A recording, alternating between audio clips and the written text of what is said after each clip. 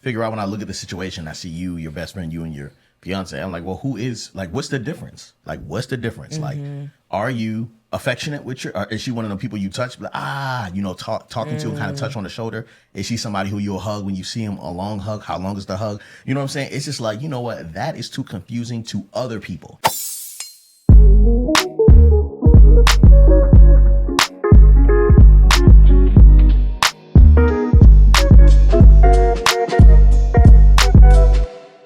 Hello, my name is Mrs. Melanin. And I'm Belief Mel. And we're here with episode 228 of How Married Are You? Okay, my name Belief. This is Yvette. We married 14 years. Live in California. We got four kids. Relationship scary. It's very necessary. We share our love of struggles. We ask how married are you? Every Tuesday and Thursday, shoddy. If you're listening, you're in the wedding party. It's okay if you want to put your hands up. We got the questions. We got the answers. It's chocolate baby story time. Chocolate baby story time. It's chocolate baby story time. 1, 2, 3, and... I wanted to bring something up. All right, here we go. I feel like there's a double standard when it comes to our male children versus our female children. Okay, and I'd like to talk about it. So the other day, I'm in the house minding my business, and Glen goes outside for something. I think Anaya and Uzi were outside. Was it just Anaya and Uzi outside on the trampoline? And apparently, Anaya had to go pee. And she pulled down her pants, and she went pee outside. And Glen walked up on her doing that. Mind you, y'all, we live out here in the country on 20 acres. I mean, people can pull up, but they don't pull up. It's very private out here. Glen and all three boys and Lily will be outside at any point. I mean, Lily should be outside, but they will go pee outside just for the sake of going peeing. And let me tell you something. Glen will have a full bathroom open in the morning and literally pass the bathroom to walk outside to go pee just because he can. But the other day he caught Anaya peeing outside and he lost it. You didn't lose it, but you were like, girl, you didn't let her. You were just like, it was you. Okay, you ready? I'm ready. So the only place she should not be is right in the line of sight of the one neighbor we can have that kind of sees over here. And she was there, full spread. Okay. Another thing, when I look outside and I just see, like, I'm like, is that butt cheeks right next to the floor? Oh, wait, what? Yeah, like, third thing, she's wearing a leotard. Do you know how, like, right? So I didn't catch her just peeing. I caught her trapped while peeing, and she was trapped. She had, I don't know how she got like this. Both her legs were through one hole. What? I don't know how she got like this. This is how she was peeing. And I'm just like, there's so much you need to know before you just decide to, I'm going to do what my brothers do. That is interesting. I see. I didn't have the full picture and we didn't talk about it, but I was thinking about it the other day and I was like, that's so messed up. But I will say, so we have a pool on this property, and this summer, Anaya, myself, and Uzi, we got in the pool, and she needed to go pee, but the pool is like, it's a pretty far distance from the house. So I showed her how to pee outside, like, but it was a bathing suit and it had like bottoms, so maybe that was the difference. Yeah. I don't know. It was so much. It was not how it was supposed to be, you know, and I wish I could have had a better reaction. But I was so irritated because I was like, I don't even think Anaya looked around to see if anybody was out there. And I'm sure nobody was. But if there's just a pervert out there, you know what I'm saying, that lives in the one spot, she's like, babe, she's on the other side of the trampoline. She wasn't in between the house and the trampoline? No, she was on the other side. Yikes. And when the boys go pee, it's like look both ways, pull out and go. You know what I'm saying? Because there could be somebody driving down the road or coming onto the property. Yeah, you're right. It is a little bit of a double standard. I think Anaya was like, I've seen them do this. Women's rights. You know? Yeah. So that was a good point. I like that.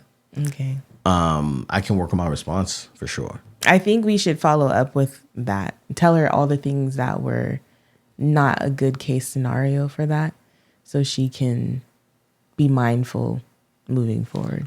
You know what? Let's keep it going. Because the other day, there was a situation where I got so mad at Uriah. We were taking the RV from one place to another place. And, man, I don't know what Uriah was thinking. But we're parked in the back of a Walmart parking lot.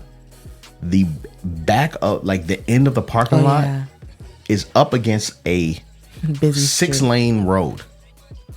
Right at a light.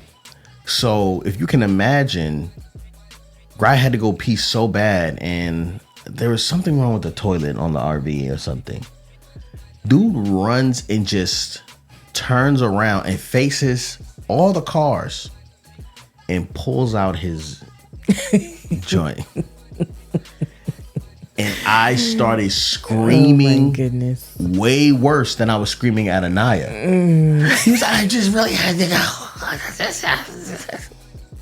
And he started laughing and like folded into me to to hug. And I rejected him. And I said, are you crazy? Do you know what you just did? Yeah, this is not good. This is terrible. Do not do that. Now, Anaya is 7. Uriah is 10. Mm-hmm. I was way worse with Uriah than Anaya. Mm-hmm. So I get it. But yeah, I don't like non-common sense type situations, and I don't do well. So I need to work on that. Even with me. Yeah. I was like editing the podcast, and then we were talking to each other, and there was like one point you said entrepreneurial ship. Yeah, entrepreneurial ship. And the way I looked at you, I was like, Did you delete that part out? Everybody can see it. It looks so bad. Like, I look so mad at you. And it's not even that serious. Everyone for real, because mistakes. All the math you get wrong. All the math I get wrong. And then, like, goodness. Just early in the episode, I was talking about how we brought an RV, not bought an RV. Anyway. Purchase. And you were saying purchase. Yeah, episode 227 was full of some interesting things. It was our first episode back after like a 3-month hiatus, I feel. Summer. Yeah, and we talked about homeschool. We answered a question from the audience, and I also try to encourage Yvette on some homeschool stuff, and just her motherhood altogether. But yeah, check it out, man, if you guys haven't seen it. And welcome, Black, right? Like, thank you guys so much for being a part of the How Married Are You community, being a part of the wedding party. One thing I think is really important is reminding you that there is a like button. There's a like button right there. And you know what? There's also a subscribe button. Yeah, on YouTube, right? And on the podcast app that you watch or listen to, there's a subscribe button there, right? You can give us 5-star reviews only. And I believe now there's place for comments on the audio episode of the podcast. So you can, if you've only listened and you refuse to watch because you don't want to see our beautiful faces, then go ahead and talk to us there, and I'll be sure to check this out. And also, one more thing, I gotta let you know, because we do a lot of responses to the wedding party here. You can email us, right? If you have something that you're going through and you're trying to work through it, you can email us at hello@howmarriedareYou.com. hello@howmarriedareYou.com. And then also there's a voice memo opportunity, like a voicemail. And I will give you that number. That number is always in the description. Always in the description of our things. Yeah. And I can pull up the phone number if you give me a second. Yeah. But keep listening for the phone number.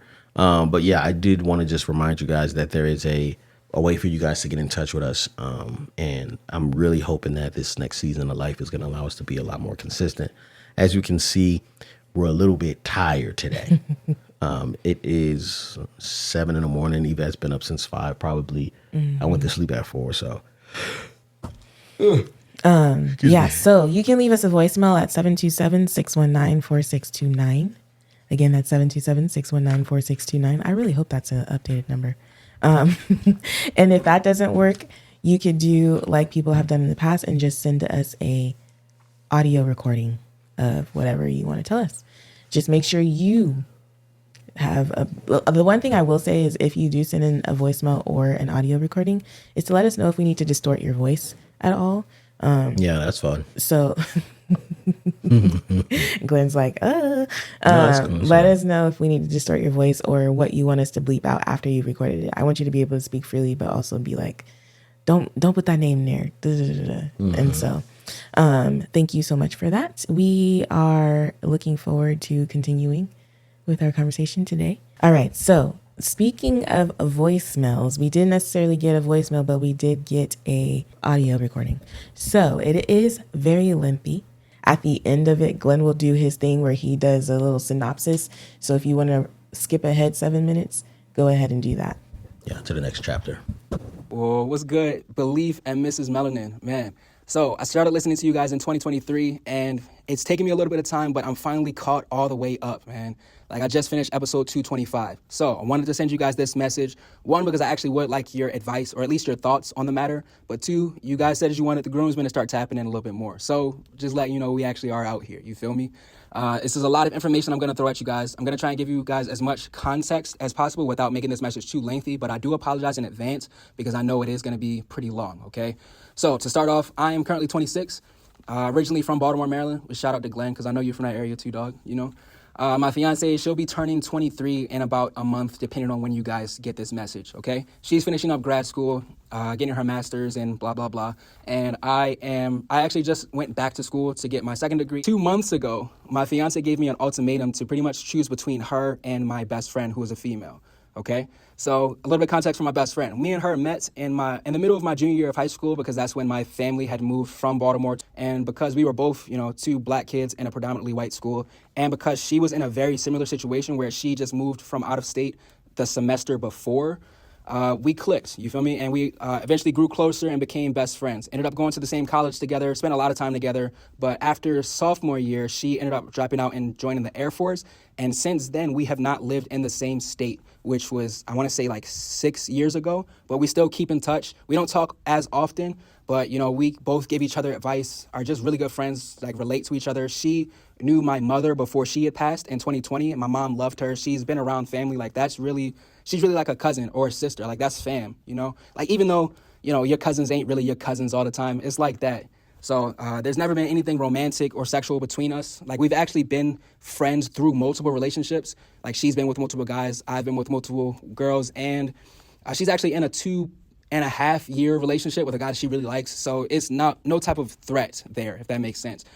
But my fiance does not like the fact that I'm so close with another woman, okay? Which it kind of makes sense, but still, like, I used to have a lot of female friends. Not to say that I was a hoe or anything, but I truly do take pride in being one of the few guys in the world left that girls know that they can come to either just to be friends or for advice or whatever, and they know that he's not going to try and take advantage of them, not going to try to get with them or, look at them as a target or nothing like that. Like, that was me. But since being in this relationship, I've cut off every other female friend except for my best friend. That's the only one I've given resistance for because of the type of bond that we have. My fiance does not like it. Ever since we started dating, like closer to the beginning, I tried to introduce them over FaceTime, and it went okay. Shortly after that, my fiance had gotten or heard a rumor from some unnamed source that she still won't tell me that my best friend and I had dated in high school, which is completely untrue. But my best friend is an attractive woman. Like, I'm not stupid or blind. Like, I can see that. But again, that's fam to me. But, an attractive young woman, attractive black girl, a slightly attractive black guy, always hanging out with me and together. Of course, people are going to make their assumptions, but that don't got nothing to do with me. Like, I can't control that. You feel me? That was a whole situation. Like, that rumor was a whole situation in the beginning, but we had eventually gotten over it. But because I knew that she didn't like it or she wasn't really comfortable with me being friends with her, I just didn't like rub it in her face. Like we didn't talk as often up until like 5 months ago, where me and my best friend had a conversation. Was like, yo, this kind of sucks. Like we don't talk nearly as much as we used to. I miss you. Like let's start talking more, or just trying to start talking more. And so we did. And my fiance didn't like that. So my fiance said that it was cool. Like she kept trying to say like she was fine with it up until 2 months ago, where she was just like, nah, I'm sorry for ever. I feel like I did you a disservice by ever trying to act like I could be cool with something like this. But at this point, nah, it's a non-negotiable. It's either her or me.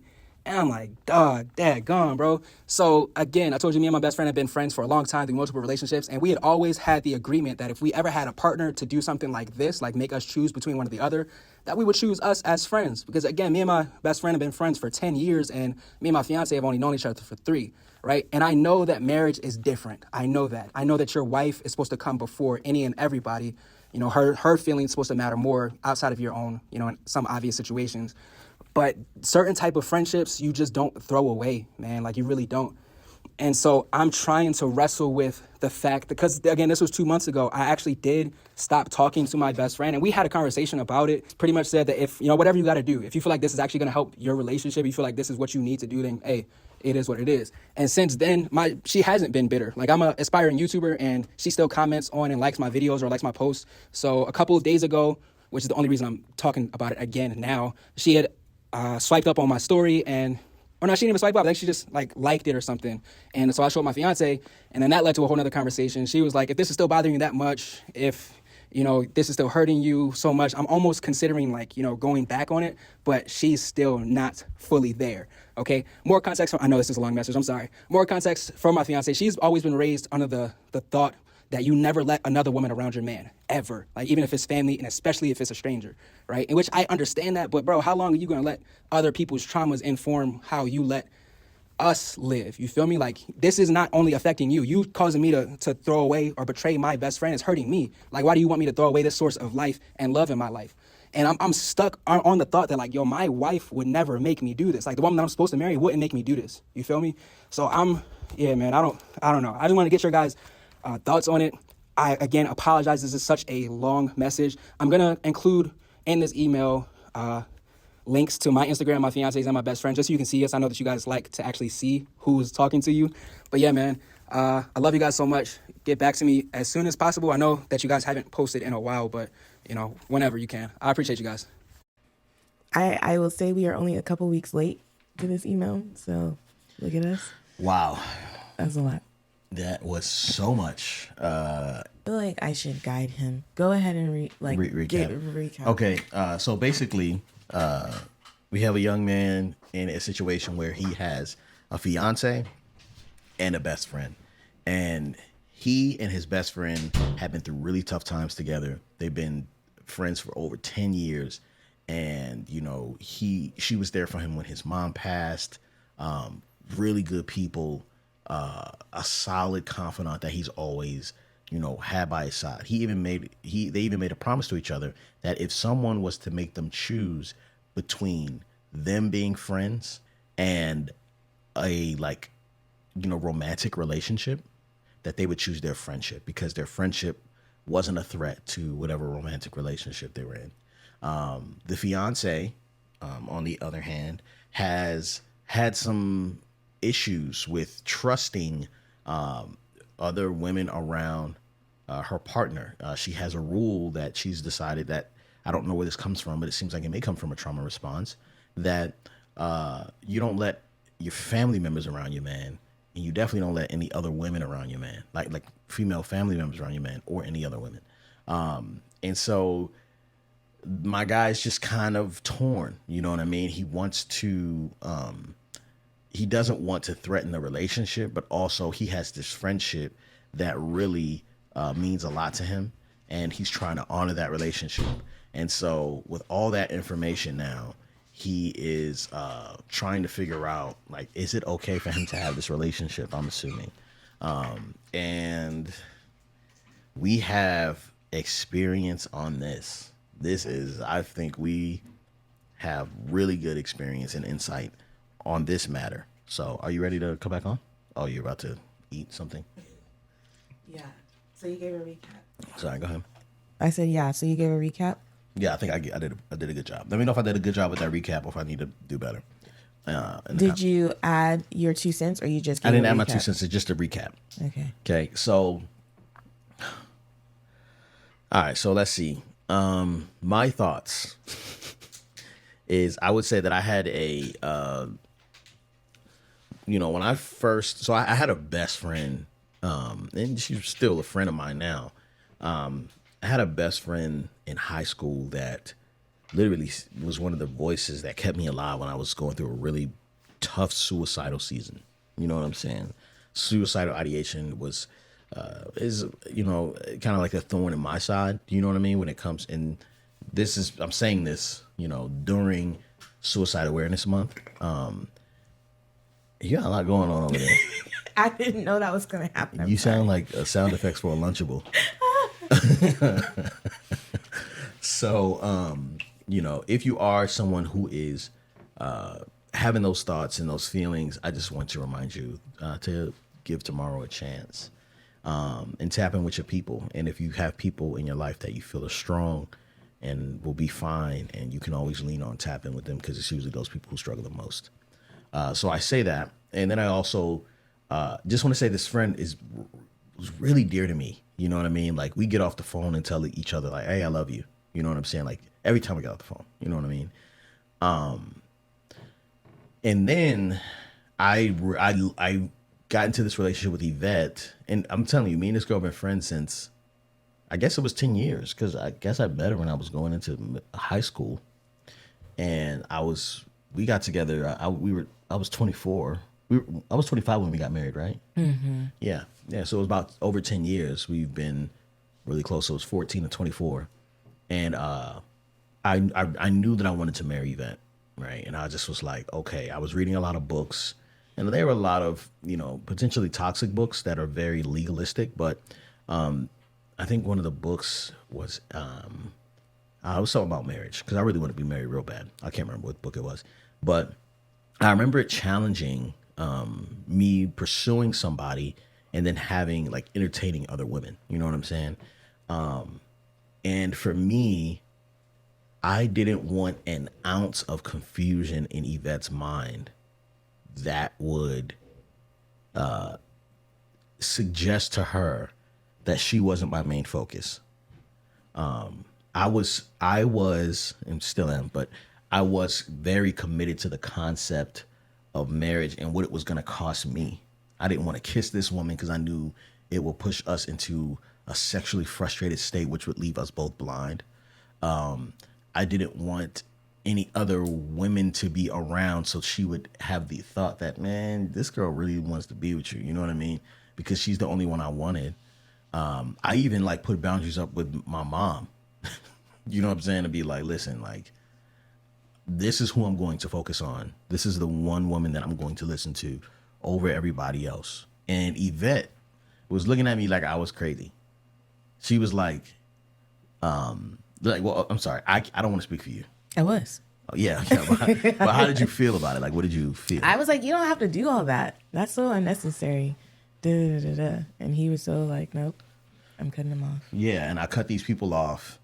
Not my mom, but I cut my friend off because I needed her to understand that I'm not going to have this woman confused for nothing. That's just something I'm not going to do. And that was hard. That was really hard for me. Because it's like, man, I can't be telling you I love you. I don't even say that to her yet. We didn't talk like that. So why am I telling you that? It just doesn't make any sense. And, I think there was a lack of boundaries. So it was for Yvette's peace of mind for the future. I wanted no doubt in your mind that I was entertaining these other relationships. So I had a rule, right? Because even I had friends out here, and that was a friend from Baltimore I had before. I had friends out here that I was like, look, I know we've been friends, but now is your opportunity to be Yvette's friend. And if Yvette doesn't want to be your friend, I ain't got nothing for you. Because you give off really good girlfriend energy. And not attractive to me. Like, I wasn't attracted to them. You know what I mean? But you don't have to be attracted to someone to desire them in a different way. She, even though Yvette was who I was wanting to fill the hole, right? Or not even fill the hole, like make something with, this girl covered some of Yvette's gaps. You know what I'm saying? And so you got to be very careful on what you allow, right? Because what happens when this girl finds her husband and he has the standard, hey, I don't like this, right? And then y'all not together no more, y'all not friends anymore, and then there's still a gap there, and you're like, oh, Susie Pants used to fill this gap for me, and now Vanessa, the greatest fiance, whatever. These aren't the names. I hope. Please, Jesus. They aren't the names. Okay. Right. I need you to do more because Susie Pants isn't here anymore. Mm-hmm. You know what I'm saying? That's just my thoughts. Mm-hmm. What are yours? I will say that when Glen initially shared with me what his intentions were with his female friends, I really felt like it was unnecessary. And I think that was coming from someone who wasn't very experienced in being in a relationship and navigating being in a relationship with a guy who had female friends. Because I think now in my years of wisdom and experience, I think that was a very wise decision. And at the time, I don't think I realized how much he was safeguarding my heart, her heart, and even his heart. Because he knew he wanted a future with me. And I think that that's what it comes down to, is who are you going to do life with? Like, do you want to have a non-romantic relationship with your best friend for the rest of your life and not have a wife? Or do you want to move forward with this woman who you've decided to propose to, and I'm assuming you see yourself spending the rest of your life with, and build a life with that person? Because if you know for sure, and it doesn't matter if you've known your fiance 3 years or your best friend 10, like, I understand there's history there, but you've decided that this fiance is who you want to spend the rest of your life with. And so there's something about her that makes it worth it. And sometimes when we move into relationships like marriage, we make sacrifices, and they're not always easy sacrifices, but they're sacrifices. And so for me, this feels like a no-brainer. I think this decision, I know it's not a no-brainer. Actually, I do believe it's a no-brainer. I stand on that. I stand on the fact that if your fiance is truly someone who you are trying to build a future with, and you see yourself spending the rest of your life with them, then this is a no-brainer decision. Your best friend she's taking a back seat. You may not be able to, that doesn't mean you can't be friendly with her, like if you ever encounter her or see her or whatever, I think. Because Glen has seen his friend since we've been married. I think you guys went out to dinner. Mm-hmm. Once or twice. We went out to dinner with her and her baby daddy. I remember this. Which we were all friends, so. Yeah. You and them were all friends. Yeah. And so for me, I think you choose your fiance. At the same time, I think you need to sit with the fact that you're even this decision is causing you such turmoil, to be honest. Because my question is, do you have feelings for your best friend? Should y'all be getting married? Like, not, you know what I'm saying? I need to see the pictures again. They're beautiful. Both these women are beautiful. I mean, and you ain't bad looking either. You played yourself and said, a sort of attractive looking man. He did play himself. That was hilarious. He did play himself. Okay, so this is the fiance. Yeah, she's very pretty. Mm-hmm. Yeah. Yeah. And then this is the best friend. Both very pretty. Yeah. Beautiful women. Yeah. So, and I don't know if that matters to everybody, right? But to men, I think it's very hard to, it's hard to kind of figure out when I look at the situation. I see you, your best friend, you and your fiance. I'm like, well, what's the difference? Like, what's the difference? Mm-hmm. Like, are you, affectionate with you? Or is she one of the people you touch, like, talking to, kind of touch on the shoulder? Is she somebody who you'll hug when you see him, a long hug? How long is the hug? You know what I'm saying? It's just like, you know what? That is too confusing to other people. You know what I mean? I think there's something so special here, because I get it, man. Like, I totally understand what you're saying. Yvette has, she didn't have those thoughts in her mind, but there did come a time in our marriage where we had a friend that was too friendly. You know what I'm saying? And it's not so much that... What friend we have? It's not so much that, you're going to know, it's not so much that you're confused, but the people around you are confused. My child asked my wife, hey, why are they touching like that? Like, why is dad and her touching like that? It's interesting. Oh, because there's no boundaries. Right, babe? You know what I'm saying? Which, I feel like, I was like, hey, man, I feel like this is these boundaries need to be established a little bit more. And Yvette was like, I don't know if Yvette was trying to be cool or she was just like, whatever, you know what I'm saying? Like, naive. But there was definitely some boundaries that I was kind of like, man, I don't really feel comfortable with this. You know what I mean? Help me understand what I should be doing here. And, it definitely was confusing to our son. And I had to go and be like, hey, one, my child is noticing this and I've noticed it, but now I can't have my child confused. You know what I'm saying? So we can't do that. Like, you can't play with me in this way. You know what I'm saying? Just for the sake of other people. You know what I mean? And it makes me uncomfortable. You know what I mean? And so that's worth it. That's worth a peace of mind in your, fiance relationship. I feel like there's so much more to say. You know what I mean? And there's something about, especially me knowing where you're from, right? You're from where I'm from. There's something about being loyal, right?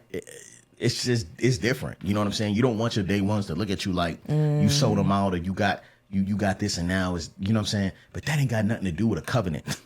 You know what I'm saying? Like, we're talking about a covenant relationship. It is completely different, right?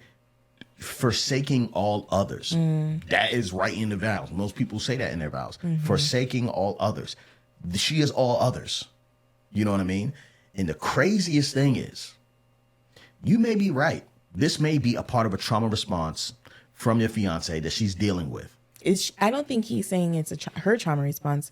I think he's saying it's other people's trauma response that's being projected onto their relationship. Right. Which is somebody's trauma response that the fiance is internalizing, right? Okay. Because it's a rule she's made. Even still, if that's who you're choosing to be your fiance, that's your problem, dog. That's your responsibility. Your responsibility is to love her through that. Now, if she was, I'm not trying to say this as an ableist statement, but if there was, if she had a issue with her leg and she needed to be, assisted in a wheelchair of some sort, that would be a part of your job as a husband. You know what I'm saying? You would be assisting her there. And I think even with Yvette and I, we have certain wounds that we didn't know we married. Like, she didn't know I'm married. I didn't know she didn't know that she married someone who had huge mom issues that would come up over and over and over again over time in our marriage. I didn't know she had the issues she had, you know what I'm saying, that have came out of nowhere. The issues she had, that shall remain nameless. Yeah. Yvette got issues. It's all good. No, we all got issues. I think that, you are marrying this person not out of convenience or not with the caveat to say, yo, this right here you can't have. Nah, it's like, you get all of me. You know what I'm saying? And that comes with the situation. I think if your friend is the friend that you think she is, she gonna be cool regardless. She gonna accept that. You know what I'm saying? If I'm your friend, go ahead. You got something? Go ahead, finish. If I'm your friend, right? Say if I had a friend that was like, and this has happened to me before. I had a friend that was a woman, and her boyfriend got out of jail, right? And I was trying to be this dude's friend because I was like, this is my homegirl, and you get out, we gonna be homies. You want to hoop? You know what I'm saying? We can hoop. I teach you this. You know what I mean? Like whatever you need, I help you. I put you on. Like I'm trying to be here for the family. You know what I'm saying? And this dude was like, "Yo, I respect you, but I don't want nothing to do with you, dog." And that was it. You know what I'm saying? And I took that L, and I just was like, "All right." And my heart was broken. You know what I'm saying? But and I don't know, in maturity, I don't know if I took that well. Like even when they broke up, I still was kind of like, "Oh, actually, we were together." So. Like once he was out of the picture, me and you in the picture, I was just like, I'm not even going there, you know? So I think that, you know, she feels threatened. I think it's your responsibility to make her feel safe and, you know, like overwhelmingly show that there is nobody else. I'm sorry, you had something to say. I was going to say along those same lines that this decision is going to be what do they call it? A pillar decision in your relationship moving forward. Like how you navigate this, because I assure you there will be other things that come up in your relationship where it's like, hey, and it's not necessary. I mean, once you're married, and so you just have to figure out how to navigate it in marriage. And so it won't necessarily be in the form of an ultimatum. And I don't know if this was an ultimatum. Did she say choose me or her? Is that what it was? I think early on she did say that, but yeah. But regardless, I think that how you handle this situation, how you handle this request from your, I'm just going to call her your wife. She ain't your wife yet, but your wife, is very indicative of how she's going to, I don't know. It's very important in establishing the trust that she has with you. You know what I'm saying? Like, this is a boundary. This is a boundary that she would like for you to have in order to safeguard your relationship with her. And even though you don't think that this thing is a issue or a threat to your relationship, she does. And so there is something there that you need to honor. And Glenn and I have been there where I've been like, yo, but we were married, so it wasn't like I could say, I'm going to divorce you if you don't X, Y, Z. But we have been in a place where I've been like, hey, this ain't it. I need you to see that.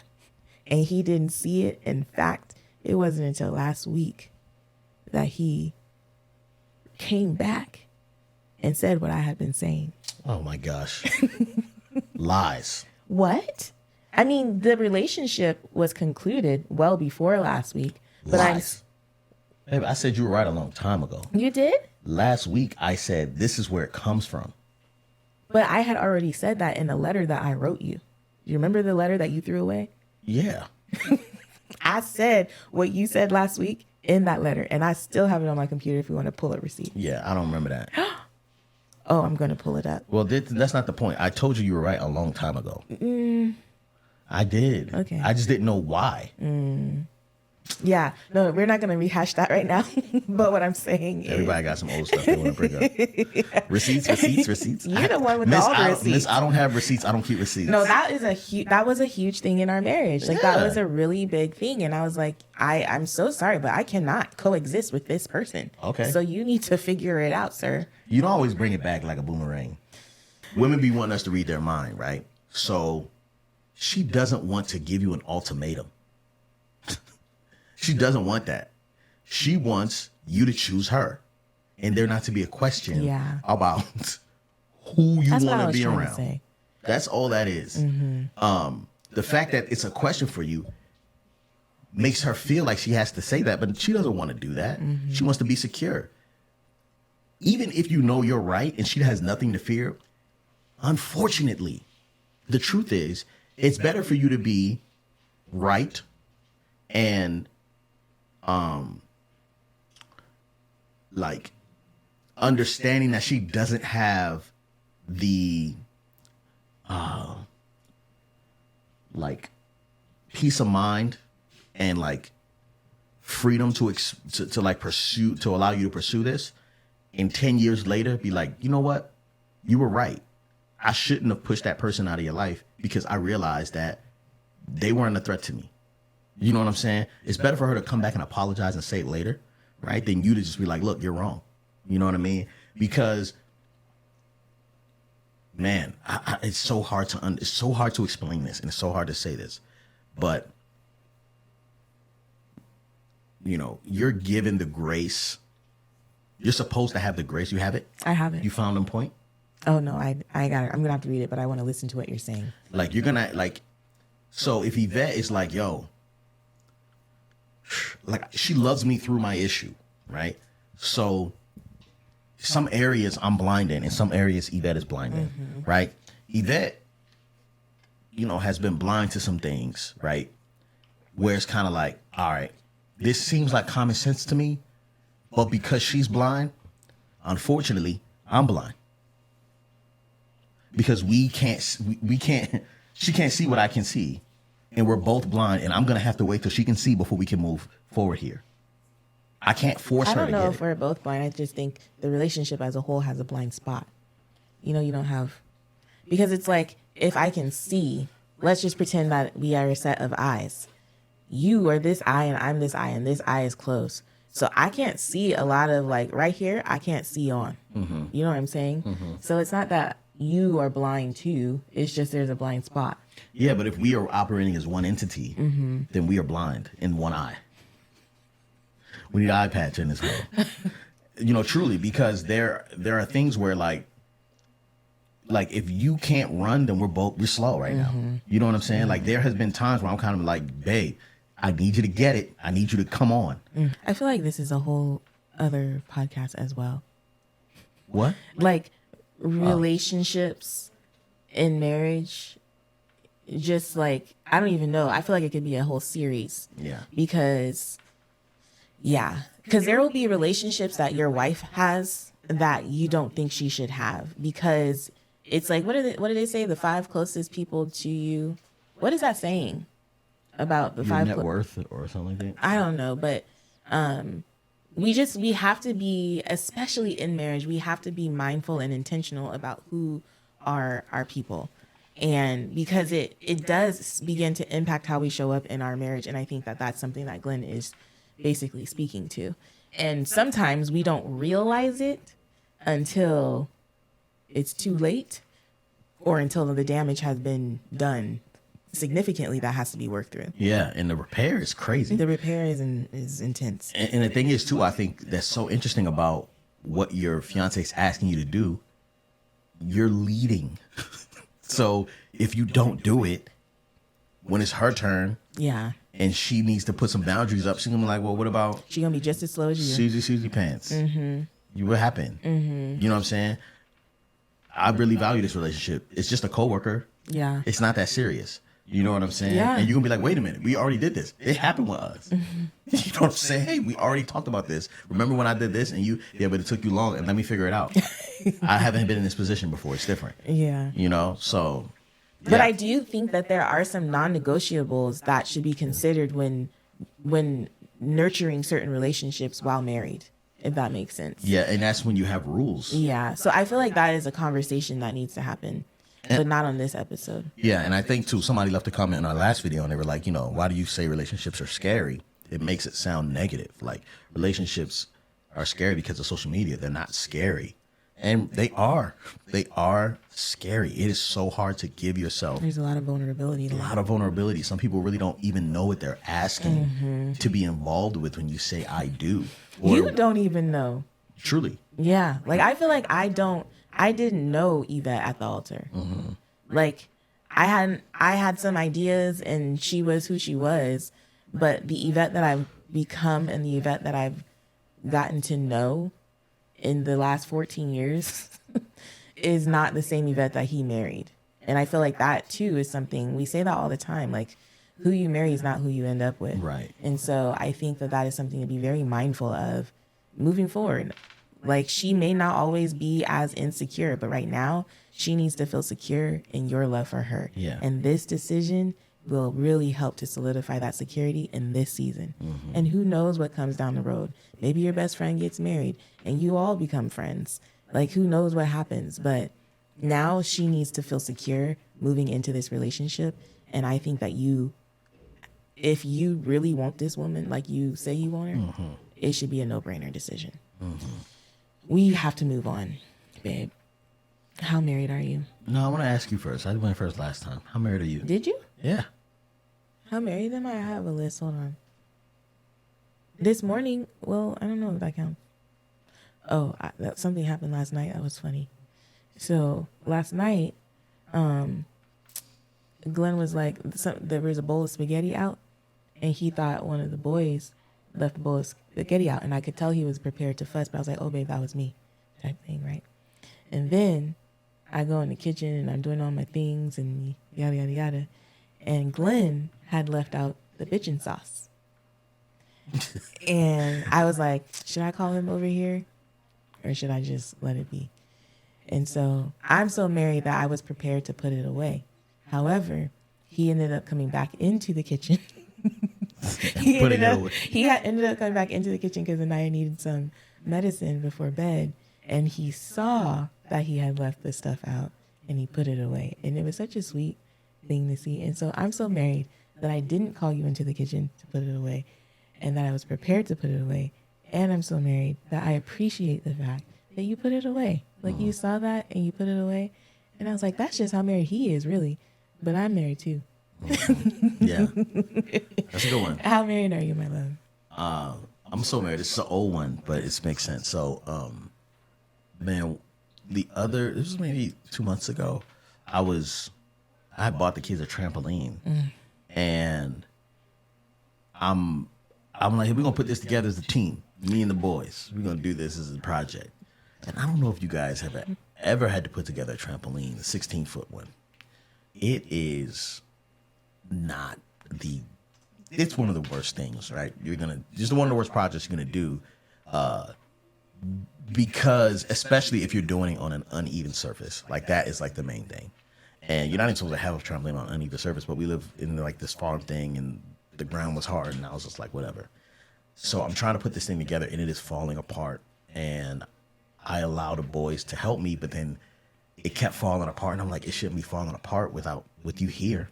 Like, I shouldn't be this frustrated. And I yelled at them, and I was like, go away. Like, I need you guys to go away, please. And they just, sometimes they can help, but they rather not. They just rather be around and talk instead of like being valuable.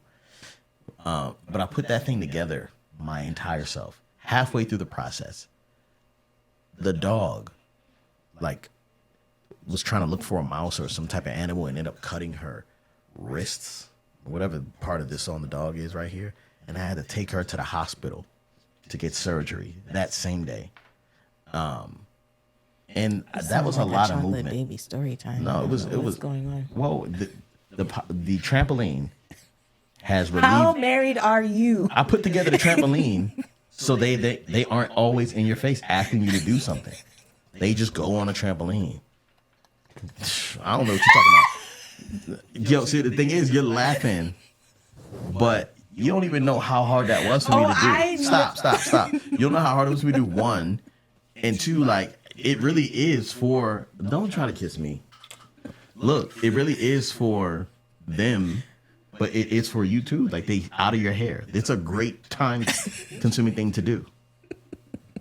And I didn't even ask for your help. Babe, you are so married. I appreciate it. I'm not gonna lie. I'm just like, this was a very long how married are you? And it was very roundabout. But I do appreciate you purchasing the trampoline. I feel like you're right.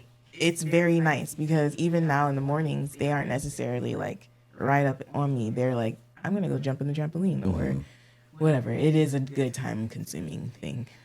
I love you. And that's just how married we are. I love you. I know. Thank you. I love you too. Don't be frustrated. I'm irritated. That was rude. You're rude.